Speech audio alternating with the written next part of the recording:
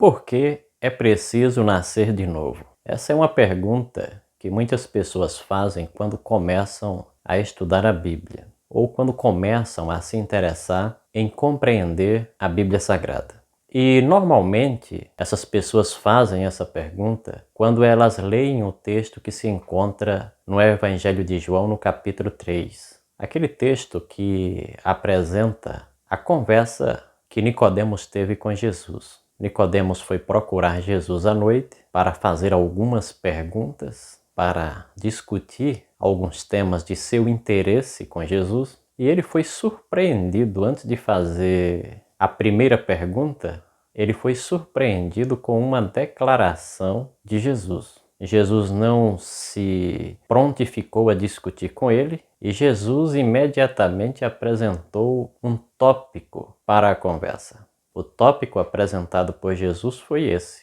é necessário nascer de novo. Jesus Cristo olhou para Nicodemos e disse: se alguém não nascer de novo, não pode ver o reino de Deus.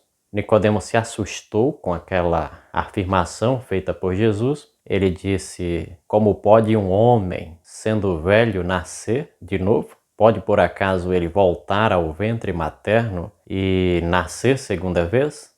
Essa foi a resposta de Nicodemos à afirmação feita por Jesus de que era necessário nascer de novo.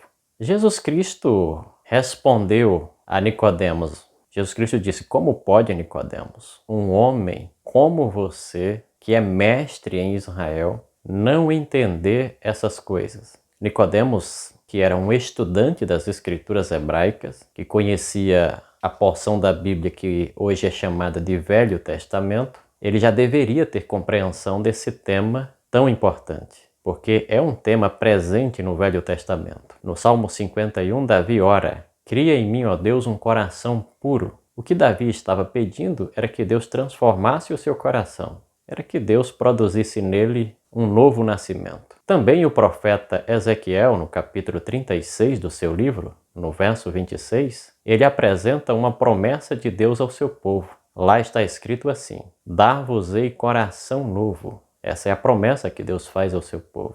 Então, a ideia de que era necessário o ser humano passar por uma regeneração espiritual, por uma transformação espiritual efetuada por Deus, efetuada pelo Espírito de Deus, esse ensino já estava presente nas Escrituras Sagradas no Velho Testamento. E um mestre como Nicodemos deveria compreender esse ensino. Mas o que mais me fez compreender essa doutrina, esse ensino, foi a história que eu ouvi contada por um palestrante. Ele contou que um dos problemas que ele possuía era o excesso de peso.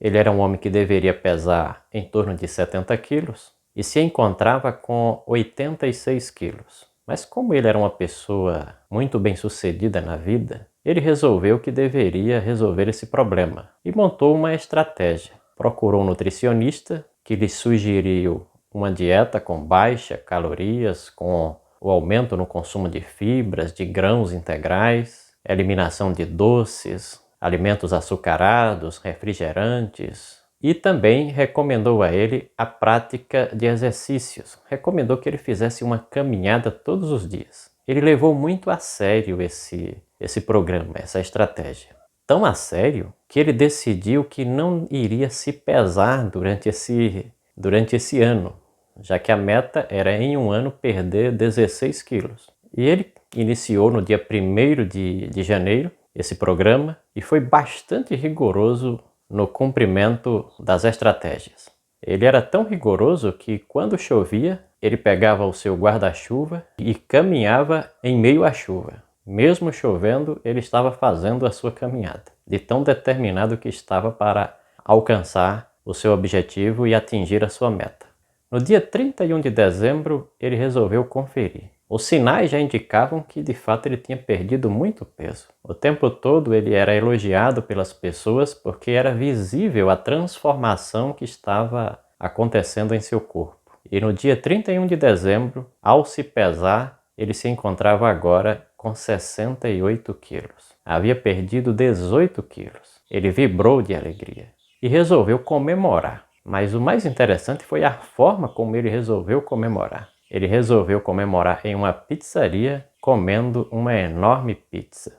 A história desse homem me fez compreender a importância do novo nascimento. A importância de Deus realizar uma transformação profunda em nossa vida. Porque Deus não deseja que abandonemos o mal apenas como uma estratégia para alcançar a eternidade. Não é esse o objetivo de Deus para nós. Porque talvez seja até fácil passar um ano sem comer pizza, mas a eternidade não será um ano. A eternidade será uma eternidade. Como uma pessoa se sentiria vivendo uma eternidade sem poder praticar as coisas que lhe agradavam nesse mundo? Só porque ali no reino de Deus essas coisas não podem ser praticadas, elas são proibidas de se fazer? Seria a eternidade uma tortura para alguém que faz o bem, evita o mal, apenas como uma estratégia para se salvar. Por essa razão que Jesus Cristo olhou para Nicodemos e disse: olha, essa estratégia que vocês estabeleceram,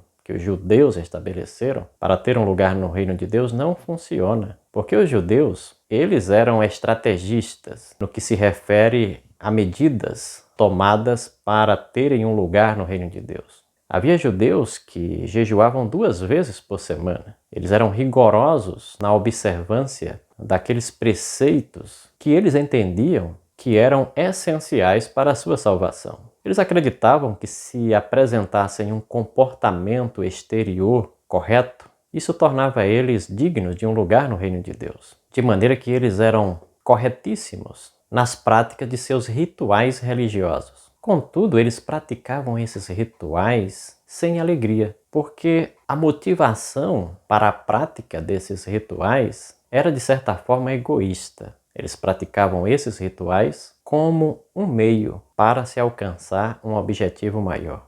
Jesus Cristo disse que essa estratégia, esse modo, não funciona. Ele disse que o ser humano precisava nascer de novo.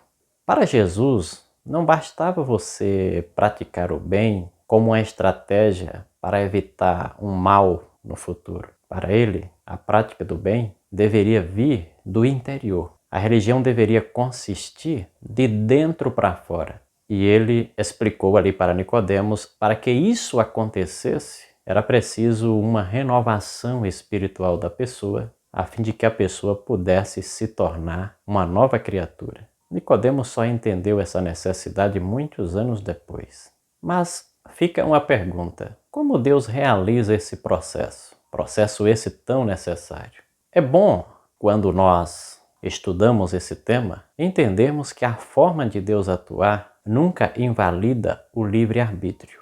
Deus jamais irá operar uma transformação no ser humano sem o consentimento desse ser humano. O ser humano precisa consentir. E quando o ser humano consente, Deus pode realizar essa obra de transformação que o Senhor Jesus chamou de novo nascimento. O apóstolo Paulo também entendia essa ação sobrenatural de Deus. Ele afirmou que se alguém está em Cristo, é nova criatura. As coisas antigas passaram e tudo se fez novo. Mas como Deus opera essa transformação?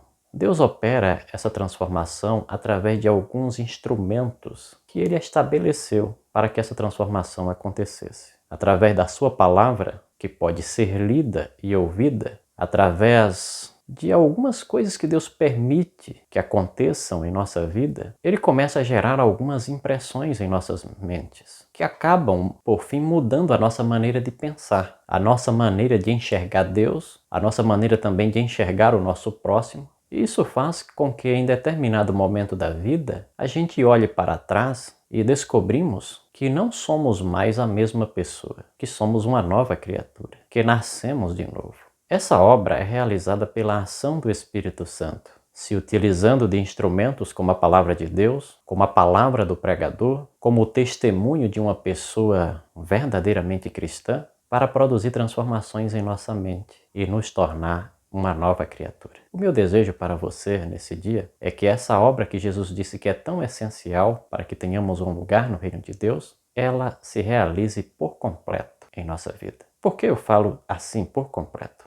Porque a obra do novo nascimento, que nos prepara para o reino de Deus, como disse Jesus, não é algo que acontece em um estalar de dedos. Essa obra pode durar a vida inteira. Portanto, se você ainda não sente que essa obra já se realizou em sua plenitude na sua vida, não desista.